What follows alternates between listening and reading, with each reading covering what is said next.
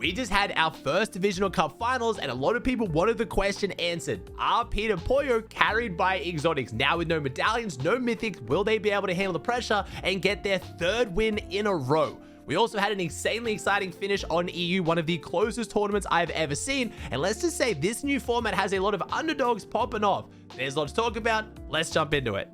Now, just to confirm in case anyone's confused, this tournament was with the old Storm Surge, the regular Storm Surge we've been used to watching for years now. It looks like Fortnite's already scrapped the new Storm Surge again. It was a bit of a failure. I'm glad Fortnite's trying. Doesn't mean they're not going to try something else, but they have removed it from the game files for the Eval Cup next week as well. Maybe they turn it back on and try it again and tweak it a bit, but right now, we're back to the old regular Storm Surge. Now, normally when I talk about these finals, I go through the leaderboard and then recap what happened. I don't want to show you the leaderboard just yet on NA because it kind of spoils it, because all of the excitement was right from the very start on NA. We kicked off Game 1 NA, a lot of eyes on Peterbot and Pollo. They've been absolutely dominating the Div Cup and Eval Cup so far this year, pretty much every tournament they're in, but a lot of people wondering, are they going to be able to have that same dominance in the new meta? We talked about in the most recent video, this is basically a new season. The meta is completely different. We have no more exotics, no mythics, no medallions, which are obviously a big key to Pete's success, but then also we have an entirely new mobility meta. We have the new masks, and they're basically like void only masks. And I will point out, one of the best performances we've ever seen from Peterbot, what he thinks is his best ever grand finals, was Chapter 6 Season 1, which was the void only mask meta. So it's a bit of a toss up. Yes, it's a mobility item Pete's being good with, but is he going to be able to pop off without the exotics, the medallions, all the other craziness? And Game 1, we didn't get to find out because Pete and Pollo didn't load in. Now, a bit of a spoiler for when I talk about EU later, EU had a bug where 30 players didn't load in and they reran the first game, same as last week. On NA, unfortunately for Peterbot and Pollo, they were the only team that didn't load in. So we didn't get to see whether Pete and Pollo would come out of the gate swinging and start dominating in this new meta. Instead, we got to see another big team that's gone a little bit under the radar recently. We had Cold and Ritual, who were contested off spawn, who managed to win their spawn fight at Dystopia against Epic Whale and Pump. That spawn fight is still going on. They then made it out and went on to get a 6 elimination victory out. But after game 1, it was mostly a lot of the underrated teams that were popping off the top of the leaderboard. We had Mason and Noxy, who got a 4 elim second. We had Evan and Dolzier, French Canadians, absolutely popping off, getting 11 elim top 3. But it wasn't all the big teams were expecting. There was no Pete, there was no Clicks, no Iomzo, none of the really huge names top of the leaderboard. And then going into game 2, I thought, okay, Pete and Pollo are in here. Now's our chance to see, are they going to come out swinging? They got into a 2v2 with Oliver OG and Carillion, and this happened. Yes. I mean, OG's putting up a decent fight right now, man. Got to give him credit. 30. Really making him work for it. I would say this is very big. This guy's just going up and up and up. Pretty impressive from OG here to make Pete and Pollo actually really work for it. What the f? How am I down here? I think he TP'd. I think the teammate TP'd up, which launched him off. Yeah, I think so. 81, we're gaining players. That one's on me, bro. Dead. Dead. We have our shotgun reloaded. Why didn't it shoot? Yeah. He has ammo in it. How can I not reset Oh, that, hell bro? no! Oh my God. OG and Carillion! So retarded. Oh my God! Our shotgun didn't shoot, and that was the difference. OG and Carillion take down Pete and Pollo. Yeah, so this means going into game number 3, Peterbot and Pollo have 8 points, not the position we're used to seeing them in. And to make matters worse for them and any Peterbot fan, it was Aids and Iomzo who came out and got an 8 elimination win in this game. Also, again, shout out to Noxy and Mason, who've come second place twice in a row now. Extremely underrated duo, absolutely popping off and showing out big. But again, unfortunately for Pete, a lot of the big teams did start to show up in this game. We had Clicks and Higgs getting a 2 elim 4th. Of course, in game number 2, it is worth pointing out for this entire Div Cup finals, Clicks was actually on 70 ping. He was playing this from Boston as he has a charity marathon raising money for cancer research. W Clicks, he traveled to high ping for this one, so Clicks and Higgs have a little bit of an out for their performance this week. Again, ping isn't everything, and I'm not going to say Clicks is 0 ping made, but if you've watched Clicks play, he's been on 0 ping pretty much his whole career, and his playstyle is heavily revolved around it. Again, every time Clicks goes to high ping, he struggles a lot more than most of the players. It just seems to not really fit his playstyle at all. Obviously, give anyone 0 ping, they're going to be a better player, but it just seems to fit Clicks' playstyle. So at this point, going into game number 3, people started to talk about, hey, Pete and Pollo might just not be winning this. They cannot bring this back. There's no way they're going to be able to come back and win this tournament. But as always, you count out Pete and Pollo, and they do something big. They managed to pull off a 13 elimination 3rd in game 3, giving the fans a little bit of hope. Maybe they can bring this back and win it with only 5 games. It wouldn't be the first time.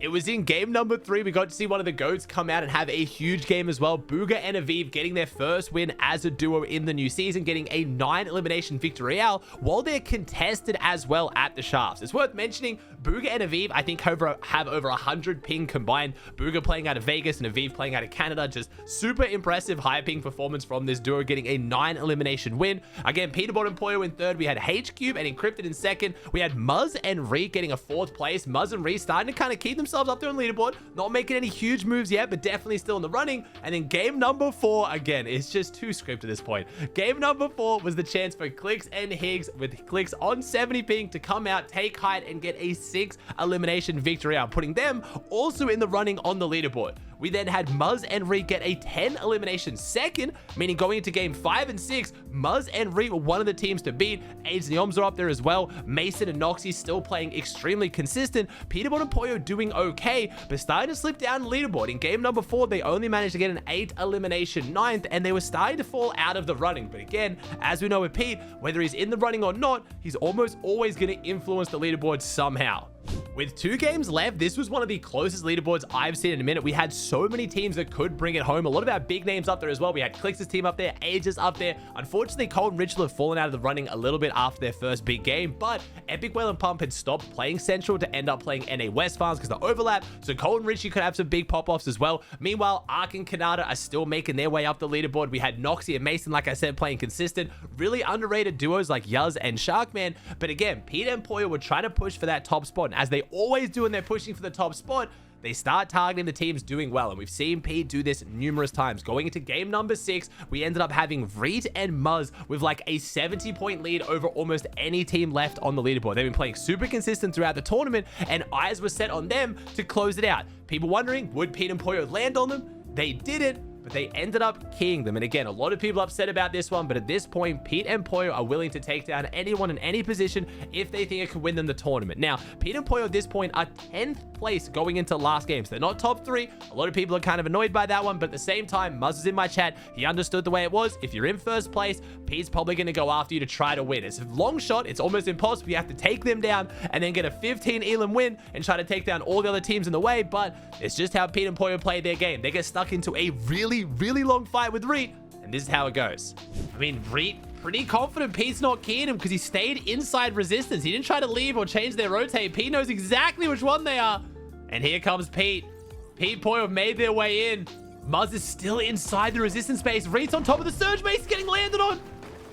Pete TP's up. Reet's in the 1v2. Reet has to have seen this coming. Poyo lands on him too. Where's Muzz? We need the backup. Reet holding on, but Reet gets stuck. Reet gets stuck in the box. Pete jumps in with the hammer. What's the Fury AR? A lot of pressure coming out right now. Poyo also trying to get in. Reet survives it. King Reet handles the pressure. And we're getting down into the bunker. Reet and Muzz gonna try and put up a resistance to this W key now. We're inside the base. Poyo coming in from the backside. Reet and Muzz in a sketchy spot though.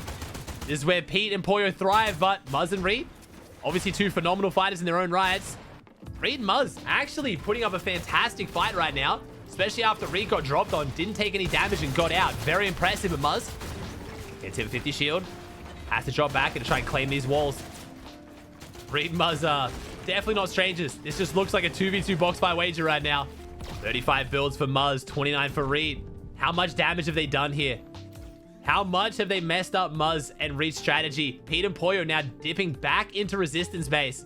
It's very hard in this meta right now with the weapons at Pete and Poyo's disposal to actually work their way in and take down a good duo like Muzz and Reet, which they know that. That's why they've played like this. There obviously are a lot of other teams that can still do well here, though. So Pete and Poyo need to end this fight quickly and then get on with their game. There are other teams on the leaderboard that are close to him. Pete gets a beam onto Muzz. Reet got to try and make something happen. Has the health advantage off the left hand. Can't quite find it. Reet has to stand and fight. 6 builds. We can't run anymore. 4 builds left for Reet. 21 for Muzz. 2 players above them. Pete and Poyo still pushing this one. Poyo's got 38 builds. Pete's got 43. Pete dropping down. Starting to feel like the noose is circling. Muzz goes down. Poyo is the one to open it up. Reet is a solo, and this is disastrous finish for Muzz and Reet. But Reet not going down without a fight. Poyo's weak. Pete's also pretty weak himself. Has to pop the noodles. Doesn't have time, though. He's going to spray. They're going to sit back. Pete's scared to go for the edit in case Reet one pumps him. They're stalling this fight out. The third parties aren't coming in. Reed's trying to run. What an ugly fight. And Reed finally falls. Muzz and Reed put up an amazing fight. They try to hold him off for as long as they can, but Pete and Pollo end up taking them down in first on 274 points. Because this fight dragged out for so long, because Pete and Pollo were playing so aggressive, trying to go for like a 20-bomb win to close out the tournament, they ended up going down with a 5 elim 20th, taking them out of the running for the tournament as well. So there was about 10 teams right at the very top that could all come back and win this tournament with Muzz and Reed going down. Let you know how close this leaderboard was and why this was such a big deal. Last week's Duo Cash Cup finals, Pete and Pollo won on 447 points. But we had 5 teams get over 340 points in the finish. So this leaderboard was so much closer than anything else we've seen so far this season. A lot of the big teams struggling to find the consistency in the new meta, and it was anyone's chance to take it. And this is how Game 6 went. Kanata gets hit hard, 178 above. 3 eliminations. Yomzo goes down. Aegis solo 3 builds for Aegis. 1 build. Aegis 41 HP in a dream. Has the minis, has the bigs, plenty of shield. No white heals though. Luckily, this meta is pretty well suited for solo clutching, but usually when you have a bit more material than one singular build. Kanata and Ark get another elimination. That jumps them up. 3 elims now, 248 points. Over 70 builds right now. A lot of people questioning Kanata picking up Ark. Ark stocks are up, but Kanata coming off the back of a top 5 at Globals. A lot of people expecting him to maybe try and play with someone a little bit more established, but he saw the vision in Ark. A lot of people did. See if they can pull off their first major tournament win together as Aegis goes down. Aegis falls short. Muzz's position holds. Ark and Kanata, the next team, knocking on the door. Claims the low ground. Great spot to be with the position they're in. They just have to get a refresh. This is where they're going to find it. Meanwhile, Noxie and Mason still on the 2 elims for them. They're running out of builds too. Noxie gets hit hard. Has to hold. Cold takes down Bolt. Cold and Richie might be able to steal this one out at the very last hurdle. Cold gets another elim. Noxie's getting beamed hard. This Kanata versus Noxie. It's our top 2 teams on the low ground. Ark and Kanata having to refarm trees on front side. Richie and Cold jump up. 9 eliminations. Richie and Cold have surged up the leaderboard, finding themselves as the highest point team alive right now, and the loadout to boot. 9 elims, 269 points, 273. Richie and Cold are making it happen. 5 teams, 9 players, but Ark and Kanata have refused to go down. They're still holding on. Rapid and Threats are up above. Ark and Kanata, 6 eliminations, 288. Everyone closing in, fighting for the win. It's Cold versus Kanata. Cold goes down. Kanata with the big pump. Ark follows up onto Richie. Kanata and Ark on 300 points. Max Nada shows up when the team needs him the most. 14 builds for Mason. If Mason wins this, he could steal this from them, but it's going to be hard. He has to get the elims and the win. Mason done a lot, but I don't know if it's going to be enough. Kanata and Ark, but Kanata crashes. Kanata crashes at the worst moment. Ark is a solo. It's a 1v2. Ark has to try to win this one potentially. Kanata goes down to zone. Ark 304 points, gets hit hard. The 1v2. It's going to be a nightmare to win this one, but he does. Wait a second. Threats was down. It was just Rapid. Kanata crashes and Ark wins the game to win the tournament. What the f just happened?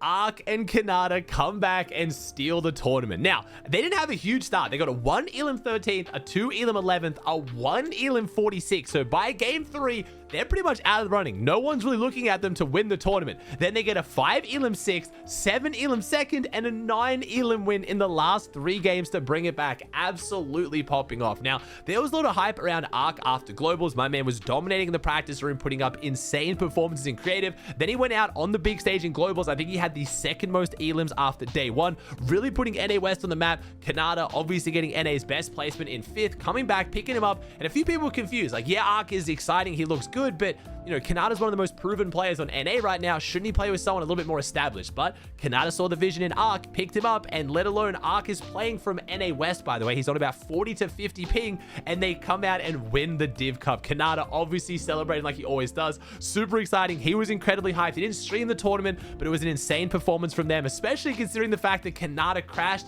Now, again, I didn't get to see it when I was doing my watch party, but Threads actually crashed on high ground at the exact same time that Kanata did. Don't really know what happened there. That's why it came down to a 1v1 between Ark and Rapid. Just super weird. Fortnite being Fortnite. Then in second place, we had Noxy and Mason. I want to give this team so much credit. A super underrated team that I think was on almost no one's radar. Wasn't really on mine. I know they're both good players, but I didn't really have eyes on them to get a top 2 placement. Their placements were insane. A 4 elim second, 7 elim second, 0 elim 35th, 3 elim 5th, 0 elim 22nd, and a 3 elim 3rd. So a second, 5th, and 3rd in finals. Really, really solid performance from them. Richel and Cole with a very up and down match history, going down twice on spawn, but in their 4 games, they made it off spawn, getting a 6 elim win, 5 elim 14th, 5 elim 6th, and a 10 elim 4th in the last game to jump up to top 3. Unfortunately, because they're in the sides of Peterbot and Pollo, Muzz and Reed dropped from 1st down to 4th. Again, I know a lot of people don't really like Pete and Pollo's playstyle where they do try to go for these big games to win the tournament. There's been a lot of discussion around, are they griefing? Is this okay? I mean, it's in the rule set. Again, I feel like at this point, Pete isn't discriminating. He's basically gone after almost every big team in NA at this point. Is if you find yourself at the top of the leaderboard, you're going to get targeted at the very end. And it does suck a little bit for these teams. And I've talked about how it's almost a strategy to not put yourself at the top of the leaderboard. You kind of have to come back and steal it at the very end, like Acorn and Bolts have been doing. If you find yourself at the very top, like Clicks has been, like Yomzo and Ages have been, like Rapid and Threads have been, you're in the target, and at that point, you have to hold them off. And Muzz and Reed played phenomenal in this tournament. They did a really, really good job to hold off Pete and Pollo. I think they 100% are going to be trying to get a win in the future. I think they could do it. I think Muzz and Reed could get a Div Cup Finals win. They are a brand new duo, only playing together for 2 weeks. And again, this is our first chance to see these players play in a brand new meta. Again, it's a mobility item we've seen in the past, but that was a trio season. Now we have Mask in a duo season, and Pete even admitting on his stream, he doesn't feel like he's IGLing very well right now in this meta. The game is completely different. So I'm excited to see whether these teams can keep this consistency going and keep dominating in this new meta.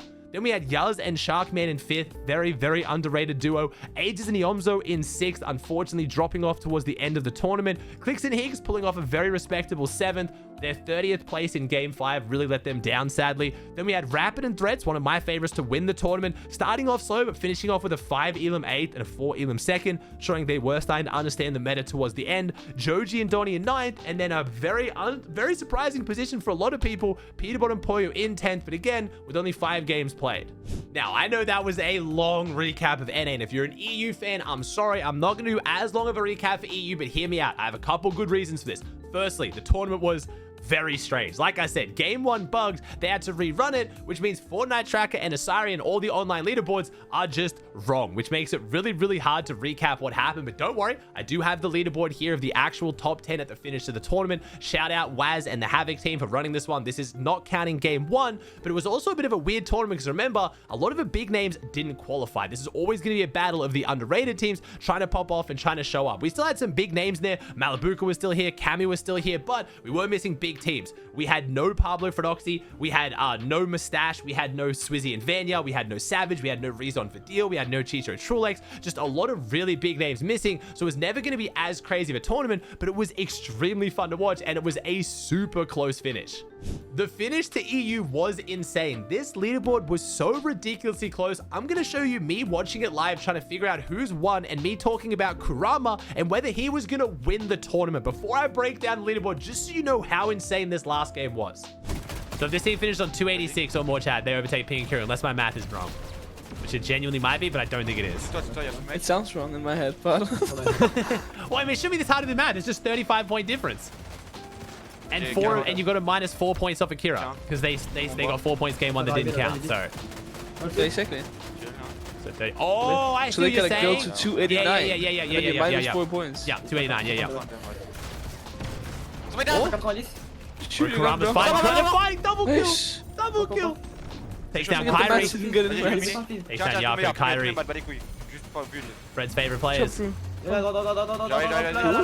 Yako and Kyrie. I mean, I want this team to win, chat. No, they didn't. They're both absolute grinders, especially Kurama. Kurama genuinely deserves this.